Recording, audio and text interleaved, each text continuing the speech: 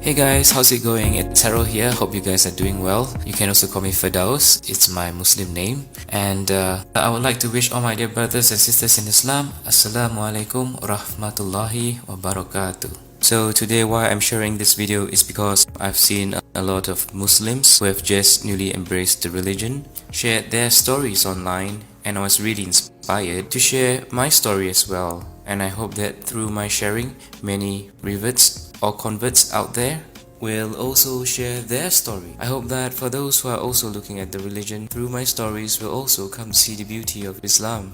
So how I came to embrace Islam. I was baptized when I was a little boy. My parents brought me to church, and I've been going to church till I was 20 years old. At that point in time, I felt that that was the path until I went to Australia and I started studying about philosophy, and I started to question a lot of things about life, the meaning of life, why we're here. It basically got me to look deeper into myself and to understand why did I choose to follow Christianity at a point of time. Why did I choose to believe in a God even? And I thought to myself that maybe this is all, a creation of man, that we came up with this idea of needing a supreme being to define things in life, to help us get some sense of security. And I didn't believe in God. I decided to live life based on my terms, and I live my life to the fullest. I just believe in a simple philosophy that as long as I'm kind to others and I'm happy, they're happy, I will then just attract positivity in my life, and I can live a happier, fulfilling life. Of course, that did not turn out how I wanted it to be. I was having a lot of fun in Australia, and until one day I got a call from my parents saying that my grandma passed away, and that got me thinking, what if there's really a God? Because as much as I wanted to bring positivity into the world and also to be happy, there are some things in life that you can't control. And that got me thinking, who is in control of death? And I realized that no matter how much I want to control my destiny in life, there's always something that I can't control, and death is one of those things. And I was really sad because my grandma was really special to me, and I was like thinking, why did God take her away from me? Why wasn't I given a chance to say goodbye? I was all the way in Australia, and I had to fly all the way back for the funeral. So that got me thinking, that there has to be someone more powerful than death. And that is where I started to think there's a God. I didn't want a religion to tell me at that time who God was. I thought that all religions are just human constructs, like people created religions to feel that they need some form of moral code or security in life. But then the incident with my grandmother got me thinking that there is God, and I became agnostic. Fast forward to the time after I graduated, I came back to Singapore, and I was working. As much as I didn't have a religion, money was like a religion for me. I was chasing money, trying to earn every penny, and somehow God brought this lady into my life. And she shared with me a bit about Islam and how beautiful the religion is, and I should give it a chance to find out more. She's quite an attractive girl, so I wanted to get to know her better.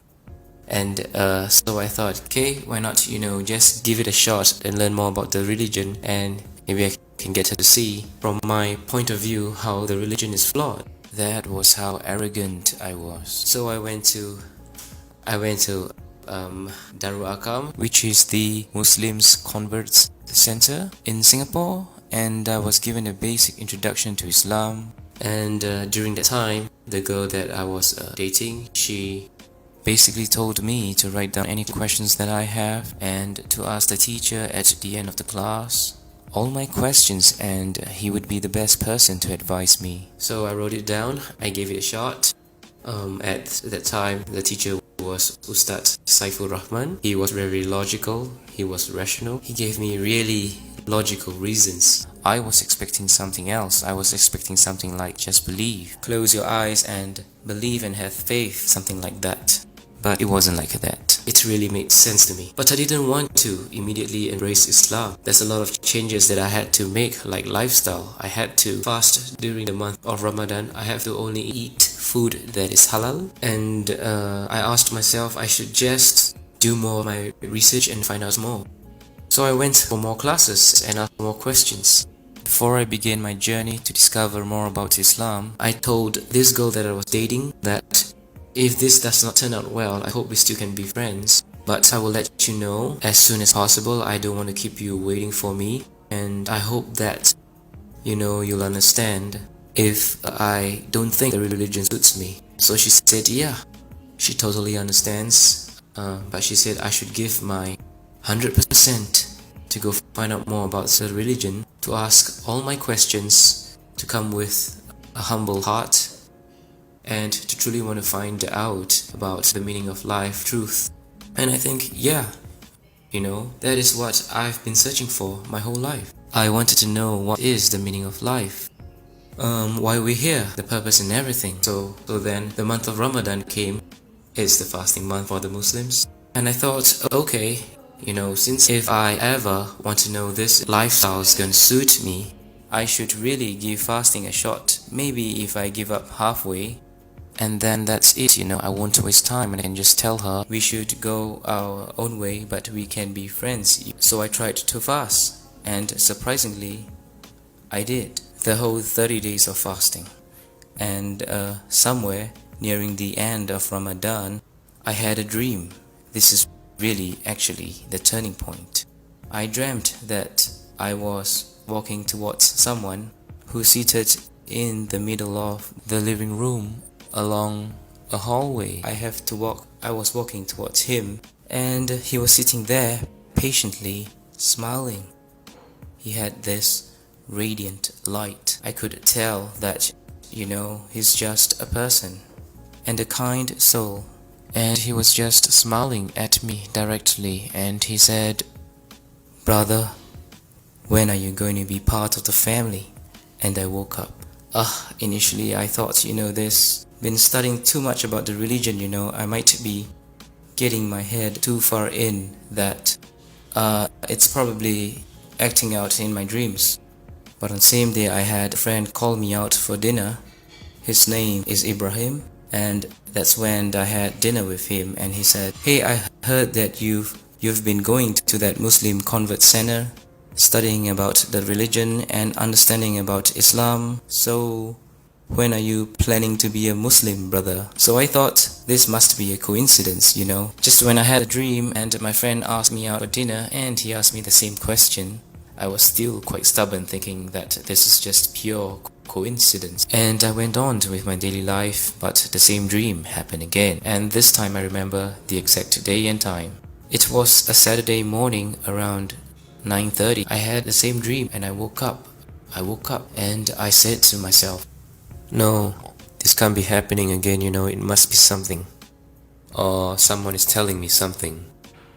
And I decided at that point of time to test God. I said a prayer before I started to ask for directions in life, So I sat down, I just closed my eyes. I put my hands together like this and said, "Dear God, I know you exist and you're the most powerful.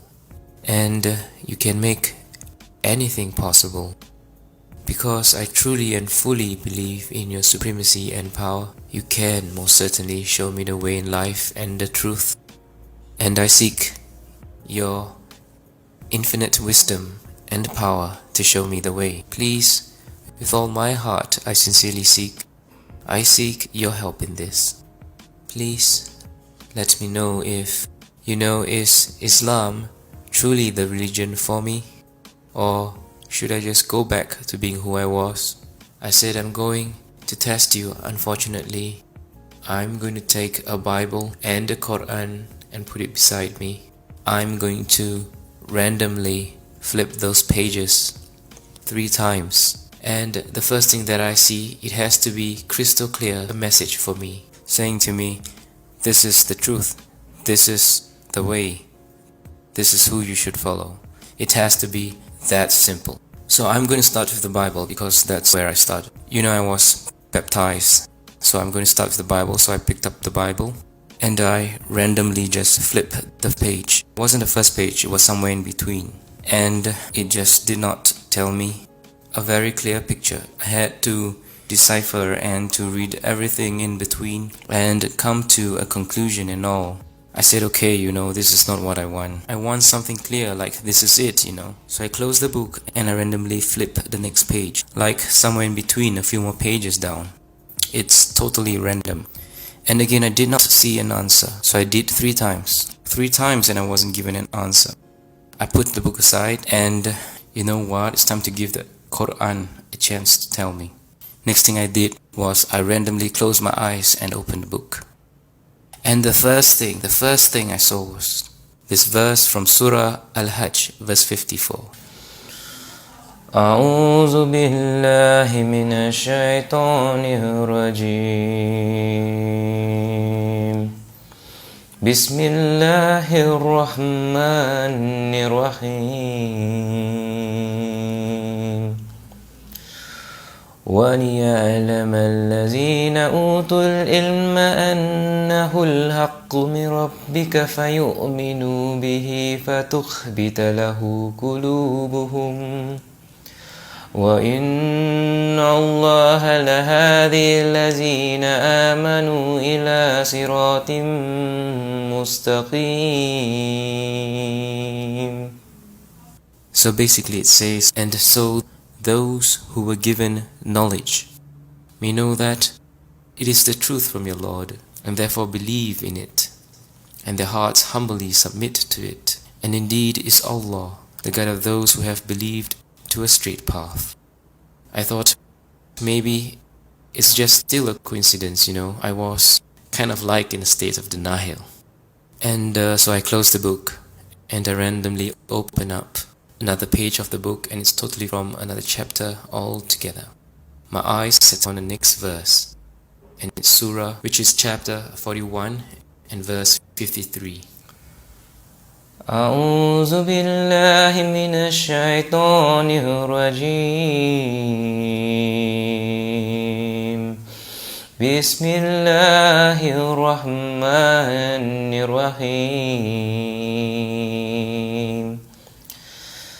سنريهم آياتنا في الآفاق وفي أنفسهم حتى يتبين لهم أنه الحق أولم يخف بربك أنه على كل شيء شهيد. We will show them our signs in the horizons and within themselves until it becomes clear to them that it is the truth. But is it not sufficient concerning your Lord that He is over all things a witness? Just paraphrasing what he's saying is like, have I not shown you the signs in the world? Do you still want to question who is your Lord? It was like the second verse was responding to the first one.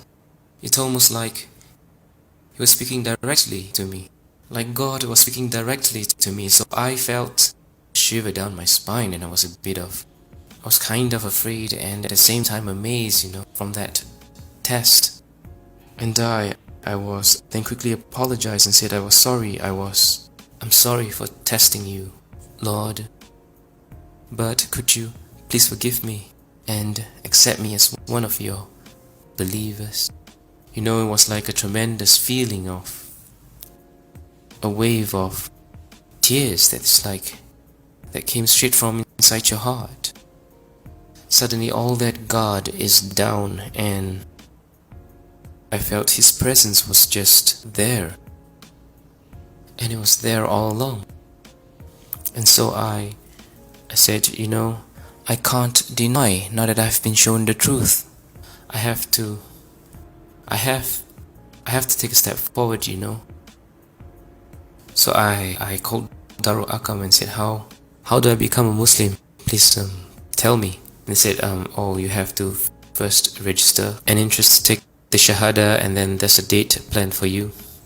and there will be an official person to do the registration, and it was a month later, and it was 2nd of November 2014.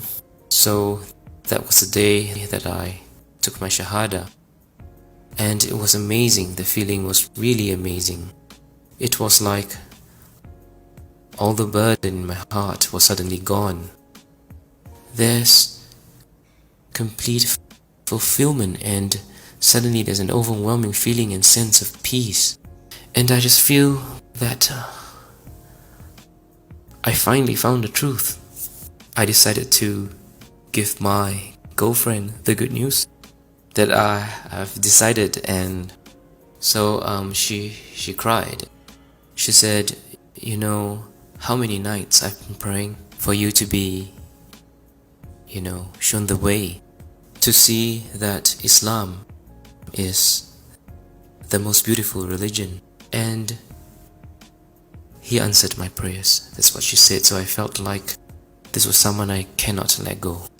This is definitely the goal that was meant for me, that God had probably put her in my path to show me the way back home, and it was truly amazing.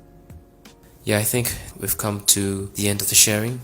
I hope you enjoyed my story. Be sure to catch more videos. I'll share with you more about how I learned more about the Quran and more about Islam. I hope that my sharing brought you some hope and feeling of peace. And to all my dear Muslim brothers and sisters, Assalamu alaikum wa rahmatullahi wa barakatuh. Jazakallahu khairan.